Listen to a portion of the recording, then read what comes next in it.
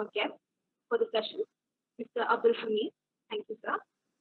All our participants, coordinators, welcome all to this event. Truth never damages a cause that is just. These are the words of Mahatma Gandhi, a true ambassador of truth. People all around the world are suffering and do not get the due attention which they actually require.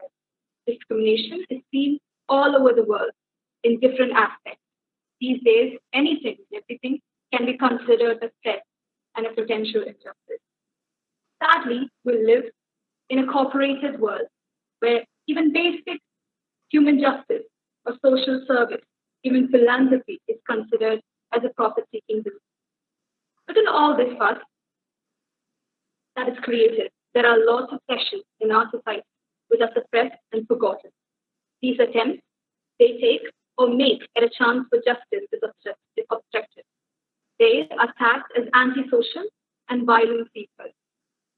This conference stands with those who have forgotten and denied. We hold close secularism and opportunities to all, the foundational structure of India.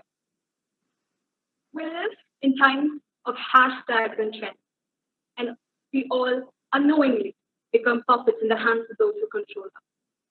The media and other powerful aspects of our society decide what we should be concerned about and what not to be concerned about.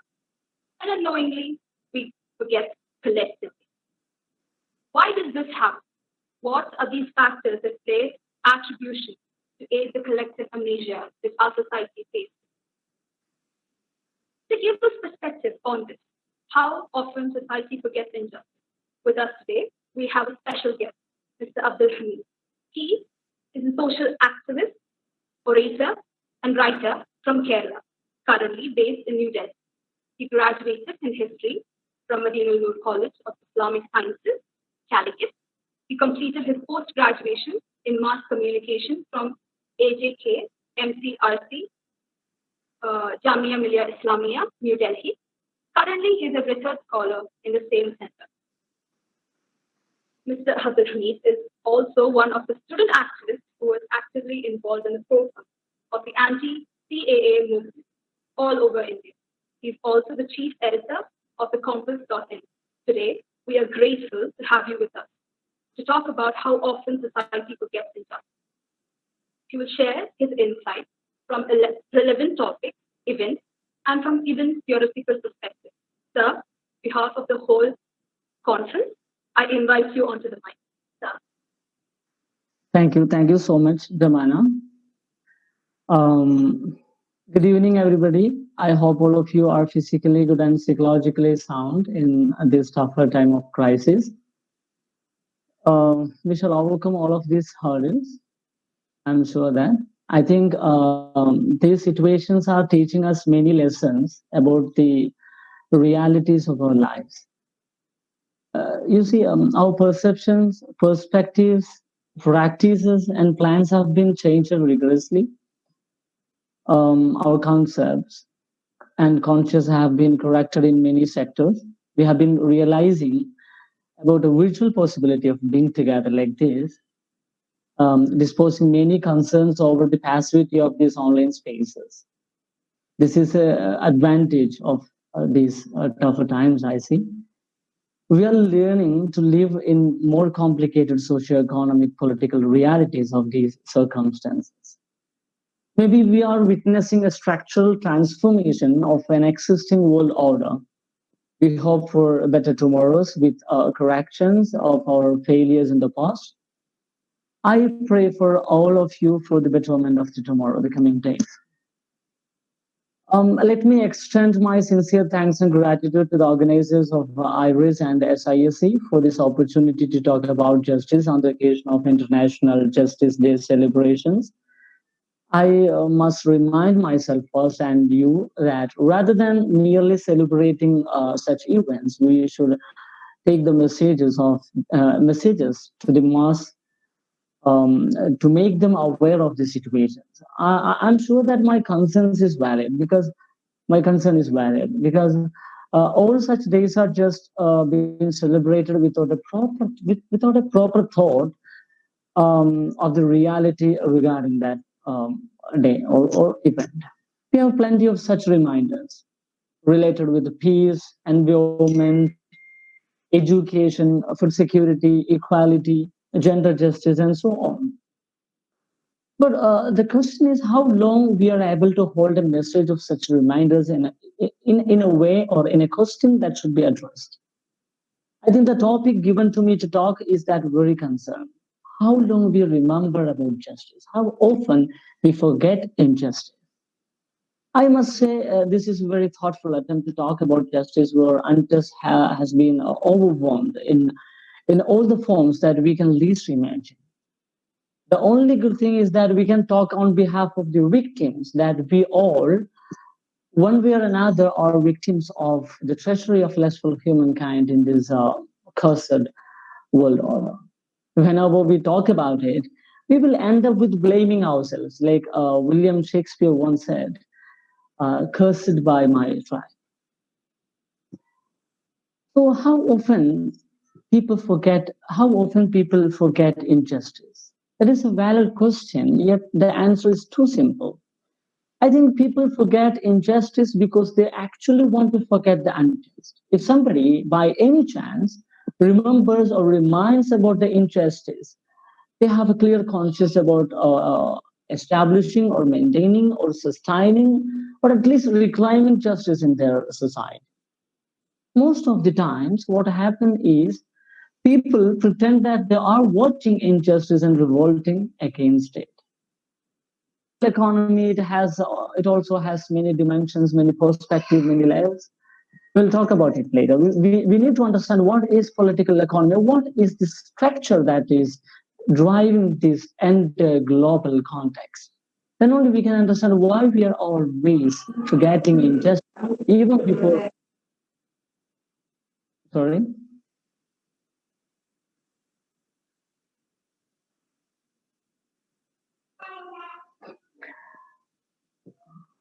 Okay.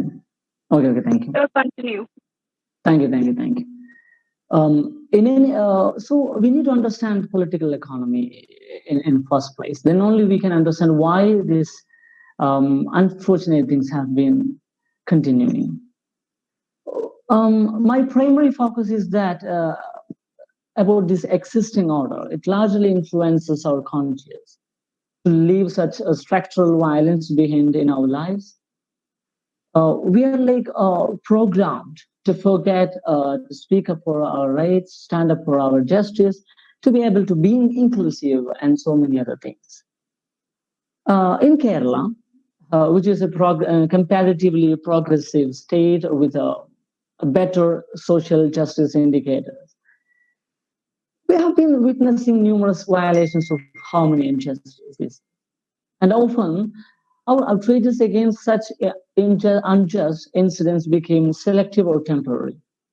It seems a collective calls for justice are dependent upon the potential of sensational news in the society. News value determine the present and future of such movement. As you see, political parties, the leaders or communal organizations, everybody comes and they are intervened in such movements if there is a chance of news potential, I mean, sensationality of news or something like that, then only people are interested to come forward to talk about, stand up for. So that is my concern. And, in the recent past, we have seen what happened in Walayar rape and murder case. Victims were Dalits and accused were from an influential political background. And what happened? After a point of time, yeah, we entered the discussions. We must have reason for it, saying that many other issues came up, so we ran behind them, so we stopped, or something like that. But you will see the same thing in Palata issue also. Sometimes we are satisfied with the half-baked justice. We will be rushing to get it in order to end our protest dramas, isn't it?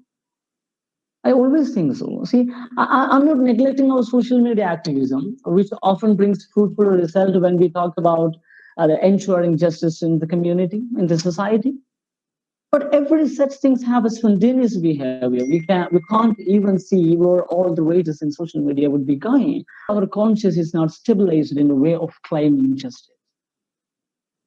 We have so many other examples. I'll talk about two, three things from there. We have seen hundreds of migrant laborers fared miserably in this lockdown period, who were in an exodus to their villages from metropolitan cities in the wake of an unexpected lockdown of COVID-19 pandemic. Hundreds of people, common people, who strived and toiled hard to light up or color up for our cities, our urban dreams. I strongly believe that the lockdown, the concept of lockdown, the current concept of lockdown is completely for the privileged sections of our society. The privileged enough to clap, plates, torch, making noises from their secured balconies, residential complexes. It was never considering those working class people, farmers, migrant laborers, and other downtrodden sections of the society.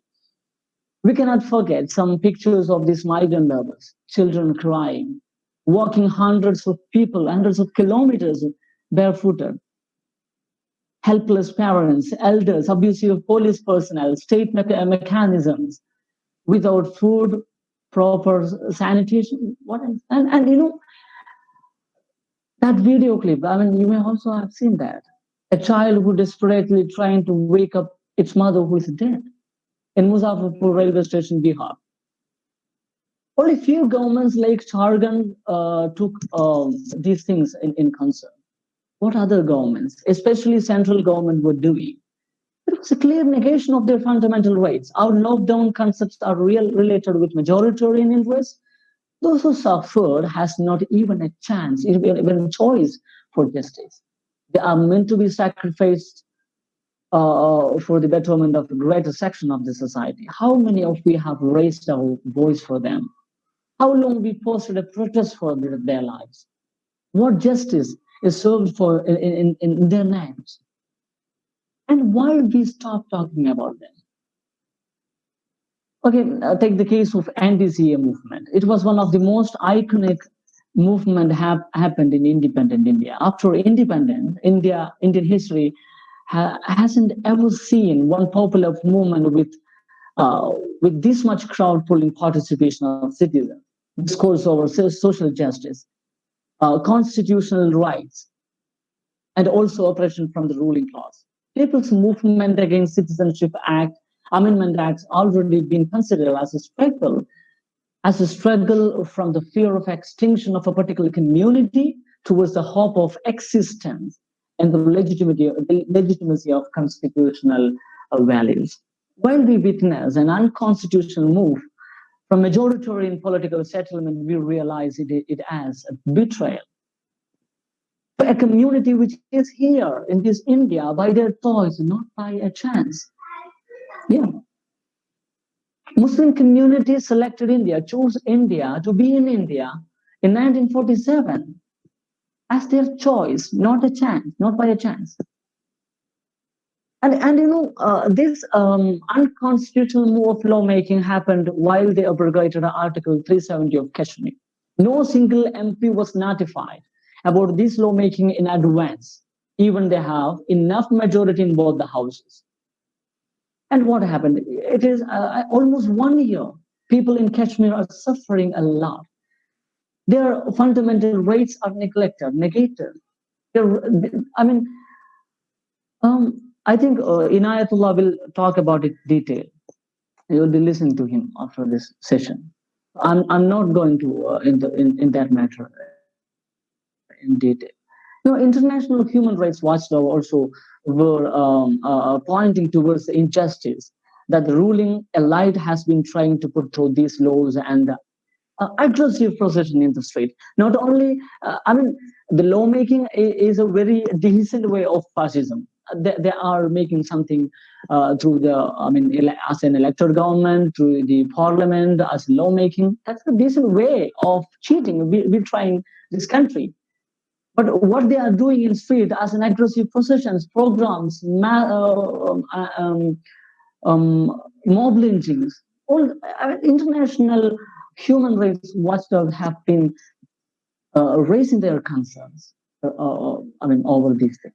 I believe that the response of people towards CAA was not a spontaneous one. It has a history. It has a history of negligence, betrayal, sidelining, oppression, injustice, and so. Anti-CA movement became an anti-fascist, anti-right movement from India with international impacts. It has been spread all over the country with the participation of people from all sections of the society. There were many conspiracies to portray this movement as a revolt of a minorities, particular minority section against the nationalist interest. But a pluralist participation with the constitutionally valid protest failed such agendas in the first place. We must say that. After COVID-19 spread, all the waves became silenced, especially the protesters in Shaheen Bagh and Jamia Millia Islamia provocated. Yeah, we have a valid reason because COVID-19 pandemic is a valid reason. You know, still we disconnected or we deserted ourselves from the movement at all. State had continued to oppress the leaders and activists of anti-CA movement. How many of us were there to stand against it in any possible way, whether it is a social media or any other platforms? How long we kept this in with us? Why we stopped the movement even before we are served with justice? Let's talk about the pogroms in India. Most of the riots happening in the country were against minority sections. And these pogroms, riots having same patterns of planning, executing, writing, investigating, and demonizing a particular community. I mean, most of the time victims in the end. From the anti-Sikh riots in 1984, Bombay riots in 1992, Ghodra riots in 2002, Khandhamal riots in 2008, Muzaffarnagar riots in 2013, to Northeast Delhi riots in 2020. We have same pattern of violence and misery. Famous anthropologist Radhika Subramaniam's academic work, Culture of Suspicion, is good at to understand it. Her research is more related with how society involves in a traumatic situation of post-riots in society. She also looks upon the systematic violence that facilitated such communal conflict in Bombay. We can see how state and its apparatus sided with majority section in this conflict. How they facilitate one-sided attack on minorities. See. You can see the same thing in Northeast Delhi violence also. Riots also.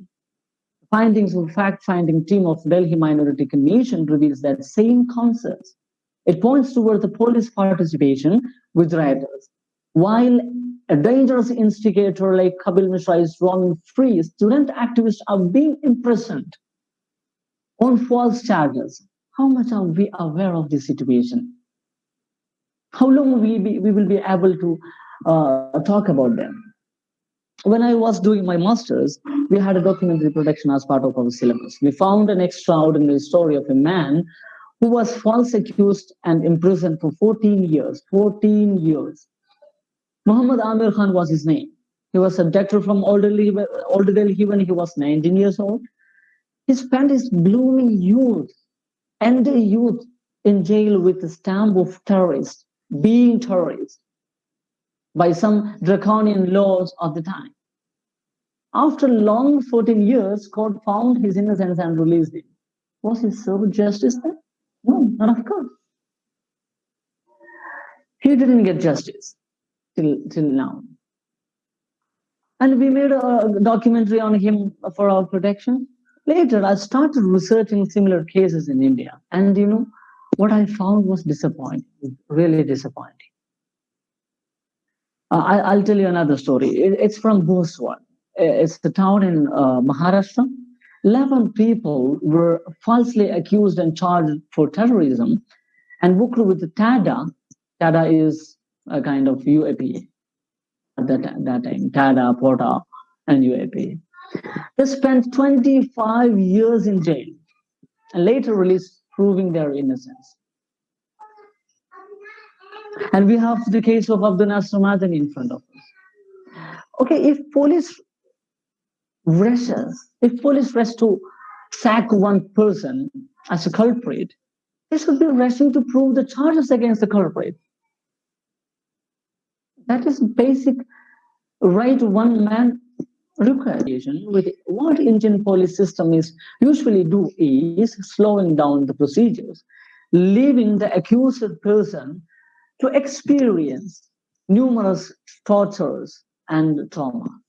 In India, we don't have, unfortunately, we don't have a provision to claim justice for such false accusations. There is no law in our CPC, criminal penal code, to punish the carelessness of police officers which ruined a life. Practically saying many lives in just one case. Their families, their friends' families, their neighbors, and so many other things, even the mohalla. After Butler House encounter, the entire vicinity of Jamia Millia Islamia was being charged with this terrorist. Yeah, Jamia Millia is nursery of terrorists. Who said it? Yeah, our respected Prime Minister. Then he was the CM of Gujarat. He was speaking that Jamia Millia Islamia is a nursery of terrorists. Now he is praising Jamia. Now, today, MHRD released a progress report that Jamia Millia Islamia has performed outstanding. Okay, that's another case. So how often do you remember this reality? Sometimes there is no need of discussing about forgetting things because we are not even remembering things. We are not even aware of such realities. I think I should talk about the political economy, the new world order, and propaganda model. In which medium of that order is navigating their agendas. To understand injustice, theoretically, we need to understand justice. What is justice? What definition you may give for justice? In a proper concept, it is said that justice is an outcome of certain principles that distribute people what they deserve. People will be provided or will be getting what they deserve. This is justice. Then you may also have noticed that there is a problem. Who is this deserving here? There, the implication of certain influencing factors confuse the very idea of justice. Ancient Greeks had certain criteria about justice. Plato, Aristotle, they framed or something, and there was this divine command theory. There was social contract, and so according to the social contract, it was mutual agreement of concerned individuals in a society. Again, who is concerned in the society? And the utilitarian concept, as we are all, what I can say, as we are all following as a majoritarian political settlement, it is up to, it is the best outcome for the great number of people. And when we talk about the great number of people, it doesn't mean that great number of people. It means that those who are assembled, the most amount of wealth in the society, actually, their interest matter. And in fact, capitalist state with the dominant mindset would entertain a provision for easing people's tension by facilitating a space for their agitations, dissents, and protests. We are familiar with the Jantar Mandir. I think you know what is Jantar Mandir. Jantar Mandir is a place. It's a street in New Delhi. British Raj started. They facilitated this street for the agitations, protests in New Delhi. So nobody will not enter to the vicinity of Viceroy's house. And after independence, we kept that, we continued that practice. Nobody will enter to the vicinity of Parliament or Rashtrapati Bhavan or something like that. So there is a restricted area to conduct protests and agitations. This is what, here the one who negates justice and serve justice would be one. Of course, yeah. Of course, not always. Actually, they need to solve a pressure among people, which will be a huge tension to the ruling system if it is left unattended. The importance of social justice in such political atmosphere will be minimal or neglect. So, social justice is about what is social justice? Social justice is about the distribution of opportunity, privileges, wealth among individuals in a society in a fair manner. But in a capitalist society, there is nothing like that. I have a power problem, so I'm not sure that you are seeing. But during colonial period, justice became limited to the fittest in the world. The survival of fittest had this extension to determine to whom justice can be distributed and who can claim justice. Colonialist societies, I mean, we already studied about survival of the fittest, but it has kind of socio-political extension also.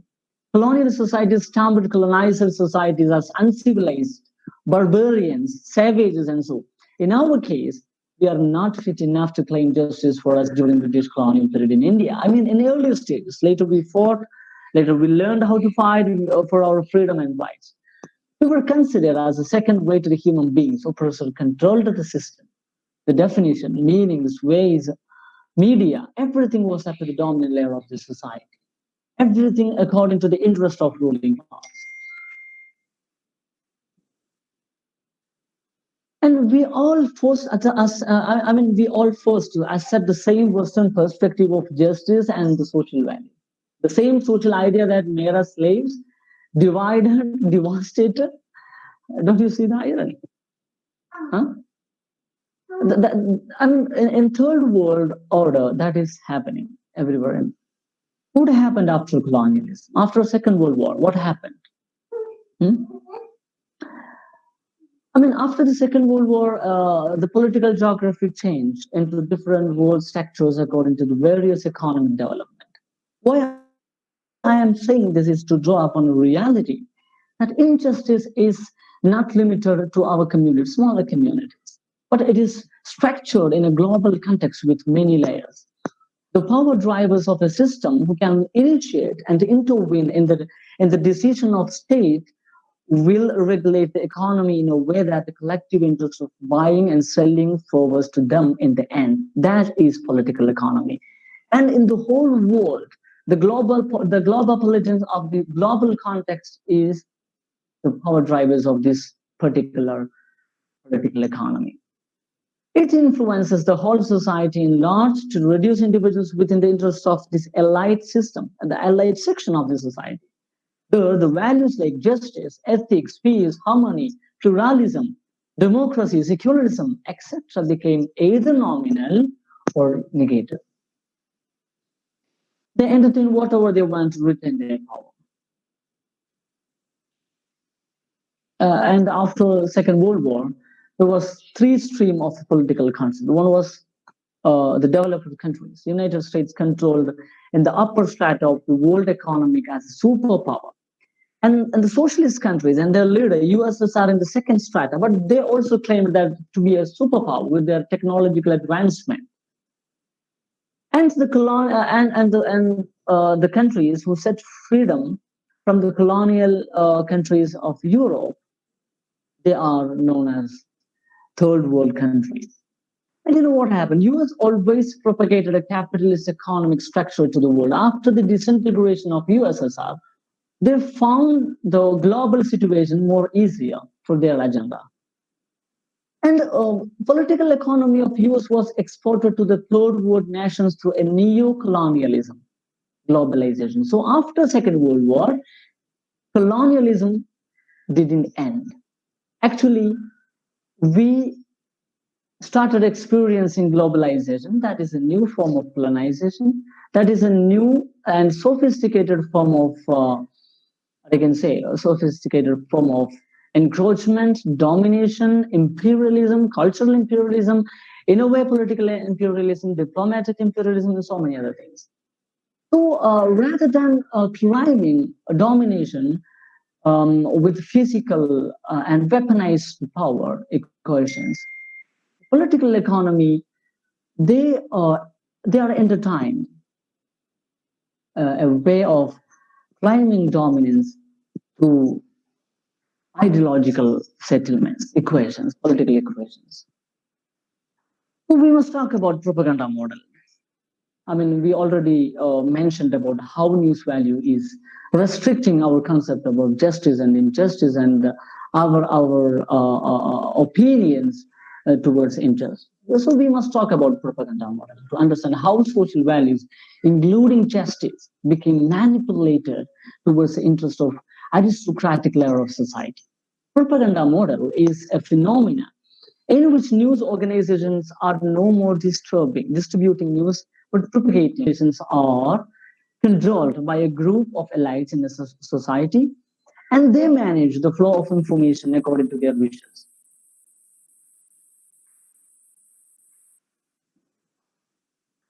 So the editorial board of news firms play according to the profit motive plans of the owners. I think for the academic interest, I can say that Noam Chomsky and Edward Herman conducted a study about propaganda model, and that will be fruitful to you to understand what is propaganda model in a political economy. Authorial section of the elite would be controlling the news organization in many levels. The censorship, regulations, and even curbing the freedom of speech would be the to control. In short, the idea of justice doesn't exist in a majoritarian state. We are provided a duplicate form of it, which is not real. The values like justice, equality, inclusiveness is merely exhibited as part of the system to manipulate people's intentions, people's opinion. We can see political parties suddenly take part in certain issues if that is gain people's attention in large scale. So that issue becomes as a tool for negotiating their equations towards the power. After a point of time, or when they get more sensational issue, they will head behind that, leaving this behind. Actually, propaganda works here hand in hand with political motives. There is another important reason for political parties to be visible in certain movements. That we should understand that they really don't want a collaboration or a coordination between oppressed classes in a society. If that happens, that will harm their interest of their collective representation. In a majoritarian state, what a political party requires is a collective representation of different section of the people, but that will not benefiting to them. I mean, it is only benefiting to the political parties. When they need a collective representation, but they are not giving it back. As long as they dominate the visibility and representation of the oppressed, the situation of oppressed is limited to the system only. So what we perceive is ruling us. The news and information influencing us. What we need to do is revolting against the system. When I say revolting against system, it doesn't mean that we are against the entire system. I mean, in Indian context, we need to be clear that, I mean, we have constitutional values, constitutional ways of revolting. There can be a decent way of dissent, protest, agitation, but at least we need to stabilize that. We should have a stabilized manner of protest, agitation. So justice can be claimed through the awareness among those who are constantly negated it. If media is not facilitating a space for educating masses about injustice, we need to explore alternative. Maybe social media is an alternative. It has been counted as the fifth estate of democracy. And when this happened, when CA movement was there, our mightiest weapon was the constitution. We hold up constitution tightly, then we could fight rigorously, and government was always shivering because of, I mean, that's why they planned a riot in Delhi. Yes, awareness is another important remedy. That's why I'm saying that. Nobody cannot stand aside from it. But if people are not educated in a good manner, then they will not understand what is happening with them. So the responsibility of justice is collective. Huh? Nobody should stand aside from this responsibility. We are all accountable to the fundamental rights of our fellow citizens, as we are all responsible towards other living creatures in this environment, in this ecology. Justice is not a simple idea. It is a complex and so is tougher to deliver. This is all I have to talk about in the first place. If somebody has to raise any questions regarding it, I'm very happy to answer if I know the answer. So I think, Jamana, what if I conclude with this? Where is Jamana? Yes, sir. That Okay, was an insightful talk. So let's move on to the question session. please. The first question we have is, many of the youth today resort to social media activism against injustice. How would Uh-huh. you recommend on its effectiveness? When the social media was a center of discussions in so many years before, I mean, Slavoj Zizek had made an opinion that social media is not facilitating any activism. Rather, it is facilitating a kind of passivism. I mean, people can connect. I mean, that was the most important advantage in the beginning of such social media spaces like Facebook, Orkut, what else? When people were talking about connecting people, people from different sides of the world, from different points of the world. But still, there are, I mean, the social media ecology painted so many other concerns and they forget about the closest individuals to them. And that was another criticism. And the same criticism was raised by Slavicism. But nowadays, even in the time of pandemic, we are conducting fruitful academic sessions. We're conducting fruitful conferences. We are conducting fruitful other meetings through this cyberspace. So virtual spaces are not anymore something to be neglected. So what I am saying is, if we don't have a space in the streets due to so many other circumstances, we should be, we should be active in social media. But only in social media is not a good idea that I'm I mean, we already have experienced so many things. I mean, social media in Indian context, where we have a PM with most numbers of fake account followers, social media is not that much influential. But social media has kind of influence. We cannot neglect. So what I'm trying to say is that we cannot stick only in the social media, but rather than we need to move to the street if it is necessary. Other case, if there is no chance for that, then we should utilize social media, the advantages of the social media as well. I think that is enough. Yes, sir. Jaman. That was well answered. Mm. Next question we have is, what do you feel about the future of justice in India? Um, what I'm saying, no, what we see as a present, what we see in the present. I mean, we are all disappointed, right?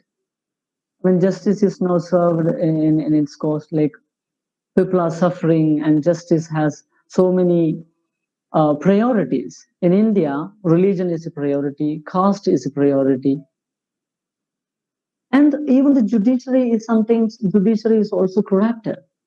That is the biggest concern that we all have. But still, we believe. I mean, we have good hope, and we are, as we are all optimistic in nature. I mean, as a I mean, growing up a citizen of this country, we have a responsibility, a collective responsibility to act according to the fair distribution of justice. I cannot predict what, I mean, I cannot predict what will happen to justice in the future in India. Because if I predict according to the indicators of the present, we all will be very disappointed. That is the reality. So we need to foresee some things, and we need to act according to that. We need to mark who is the foul players, who are the foul players, where we are doing mistakes, where we are acting cowardly. So then only we can understand. Then only we can distribute justice. Then only we can deliver justice. As I said already, justice is something that we should understand as collective responsibility. So, what you people are seeing in the present is something that we are foreseeing in the future. So, I am also like, yeah, something in the future. Jamana. So we have another question from one of our other participants. Mhm. You have been on the forefront of the anti-CAA movement. Yeah. How proactive do you think students in Kerala have been with respect to that movement? Yeah. First of all, I must congratulate the Faruqians. I think Farooq College students from Farooq College were I think they were in first rank. What happened? I mean, when we were struggling in Delhi from Jamia Millia and all, then students of Farooq College came out of the campus and they literally reminded society that campus is a temple of God to create a new generation, as Michel Foucault once said. And you people held the torch to navigate other college students to come up with a kind of protest in the streets. So you didn't, you reduced yourselves in the campuses and you came out of that and you sloganeered for the justice and you raised concerns of Islamophobia, consider Citizenship Amendment Act, and so many other things. So in Kerala, if Farouk College was not there, I don't know what happened. Maybe some other college will show up, but you know, and after there are so many other organizations especially, but I was really disappointed to see to not see so many student organizations were not active in this case, but so many other organizations we didn't expect, they came in front and they conducted so many protests, struggles, agitations. So when we were sitting in Jamia Millia Islamia, you people were inspiring us, you people were giving strength to us. So thank you for being in street at that time. You were the true inspiration to us all uh, back from Delhi. Mhm. There We have was another question.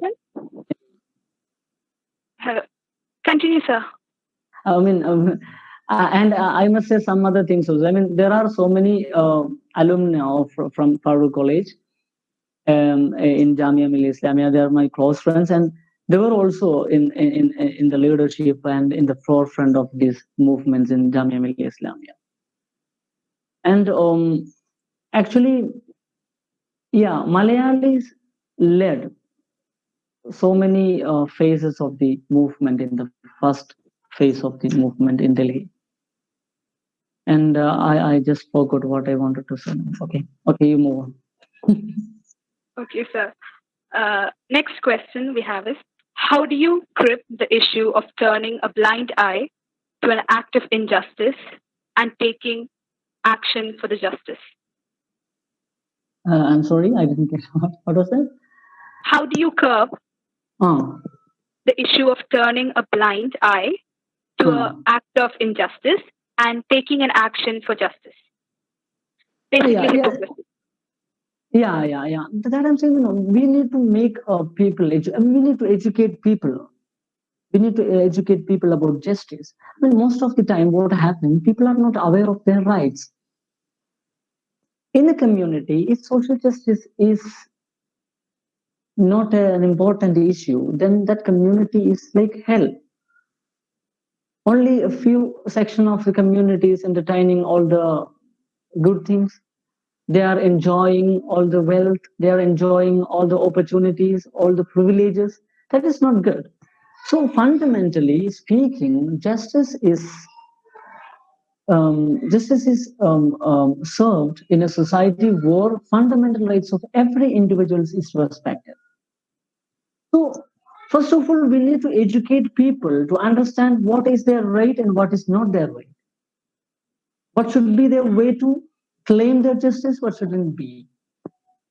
So I'm saying that what mainstream political organization, I'm not blaming them. I mean, yeah, as I said, when we talk about this, we will be ended up with blaming ourselves. So I blame myself first, and I'm saying that what we do, what our political parties do, what our activists do, they are restricting, they're reducing so many problems into one single problem or one very limited arena of discussions or discourses in order to gain their political power or in order to gain their publicity, in order to gain their sensationality, something like that. So the education about justice is not happening in our society. People are not aware of the injustice that we are experiencing daily life. That is another thing. You know, we wonder sometimes when we in the some remote area of villages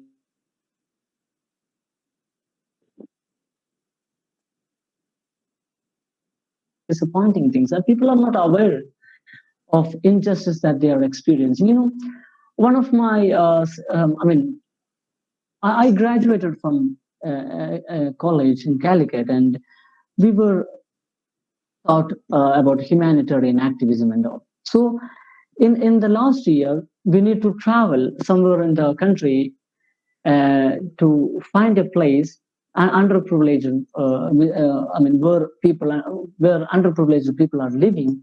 So we will travel such places and we will settle something for their um, uh, lifestyle. So we found that there are so many people unemployed. So we bought some cycle rickshaws for them.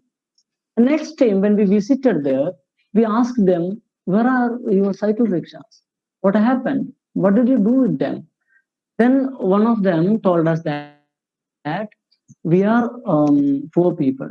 We don't have right to own a rickshaw. So we gave this rickshaw to that. I mean, there is a Modalali concept. I mean, a lord. So he's keeping that rickshaw and he's giving a portion of our earnings. I mean, it is a slavery. People are programmed to be slaves. In India, this is happening. This is happening in our India. So people are not aware of things that should be they should be aware.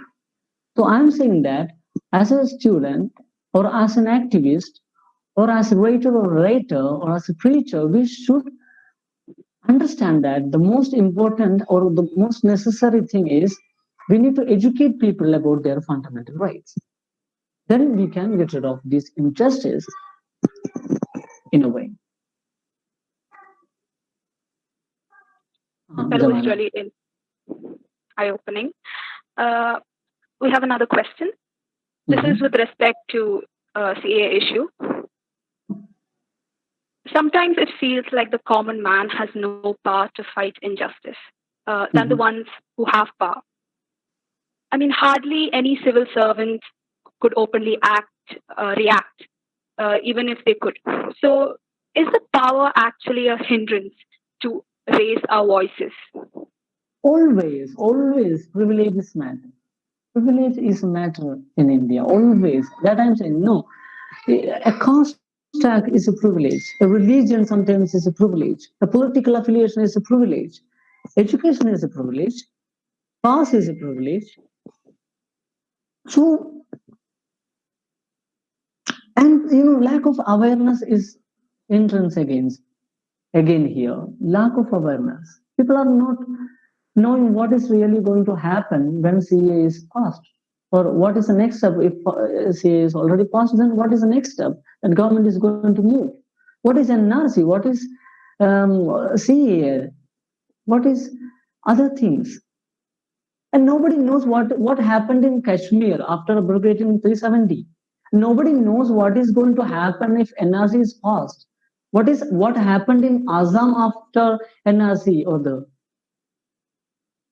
so for being in forefront of being active in a fight for justice, one should be educated. That is the basic concept. Without education, without awareness, we cannot forcefully drag people to the struggle. I mean, they are not even. They are not even aware of things. You know, what happens with BJP Maharalis? We usually go to the BJP Maharalis to cover things as a journalist. So we will find so many people. They don't know what why they are, why they are there. Came as their Lord says something else. So this is, I mean, they don't have about, they don't know about politics. They don't know about economy. They don't know about social fabrications of the India. Nothing. So this is the most important thing. Education is the most important thing. And you know, Kerala was one of the um, Kerala was a state with high potential of um, struggle, protest against CA movement. Even many Muslim organizations who were in choral all the time, they came together in one stage to stand against this CA. So that is a good hint. But you know, what I'm saying is that privilege is a matter always, and education is also a privilege. So for that privilege, we need to educate people. We need to make them aware of the condition.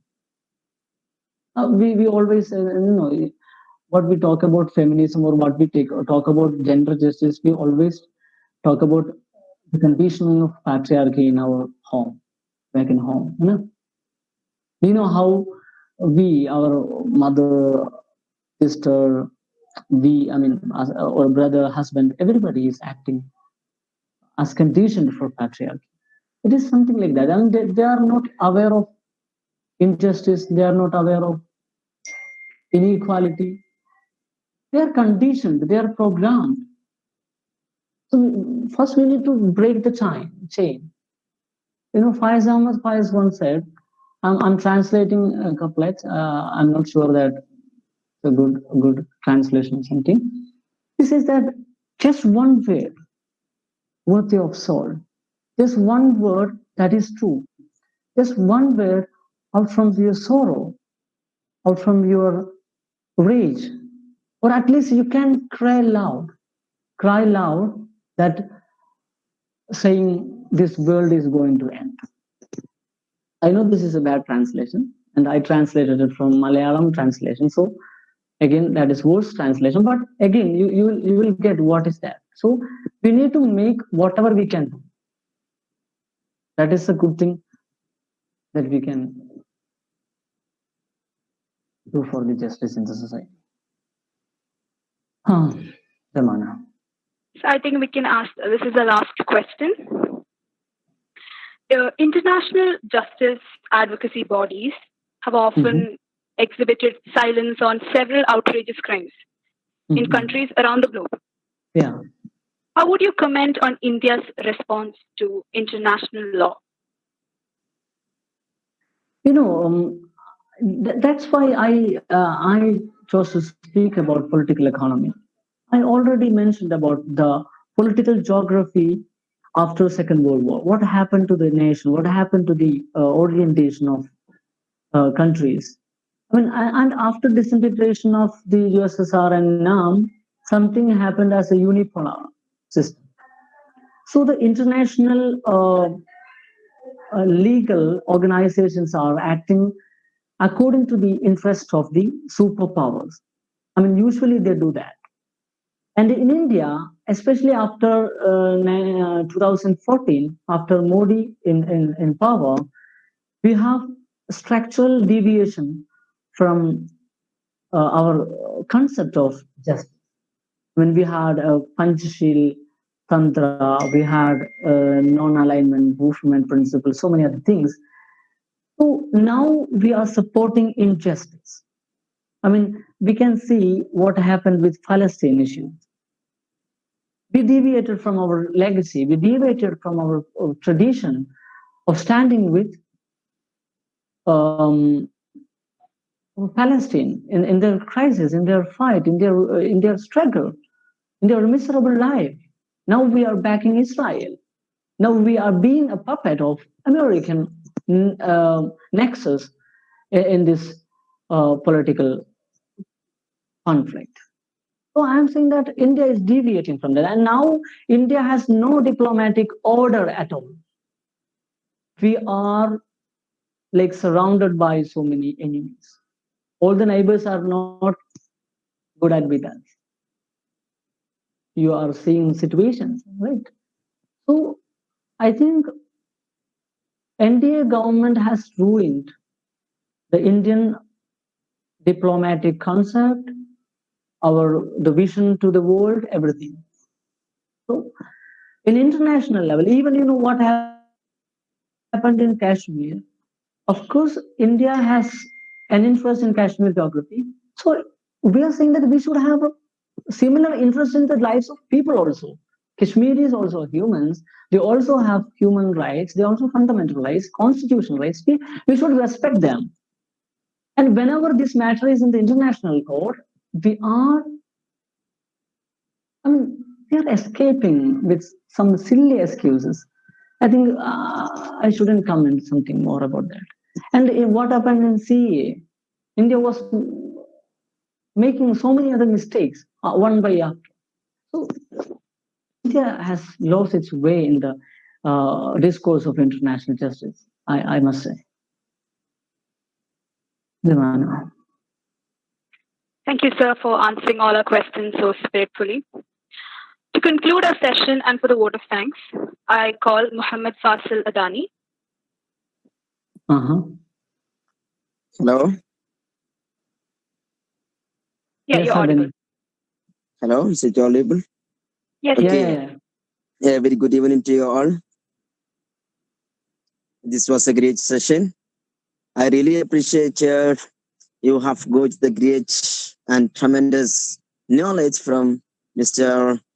Abdul Hamid N.S. Abdul Hamid Noorani.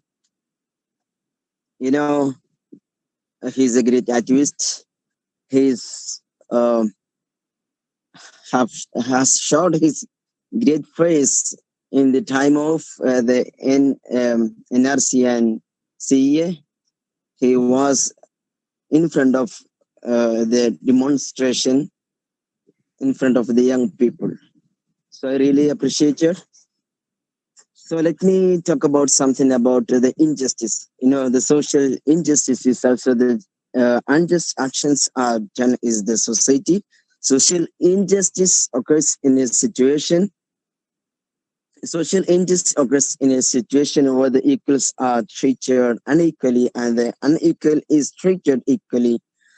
Mostly the three common examples of social injustice include discrimination, ageism, and inequality. So I would like to conclude here by saying them thanks to all, especially Mr. N.S. Abdul Hamid Noorani. The worst form of the injustice is by saying the worst form of injustice is pretended justice. So I would like to conclude. Thanks to all. I would like to take this time to express a great gratitude. Thanks to all. Thank you. Thank you, Fazil. Thank you. I once again like to thank Abdul Hamid sir for this session. We have come to the conclusion of our first session. For the second session, I call upon Hamna NT to handle.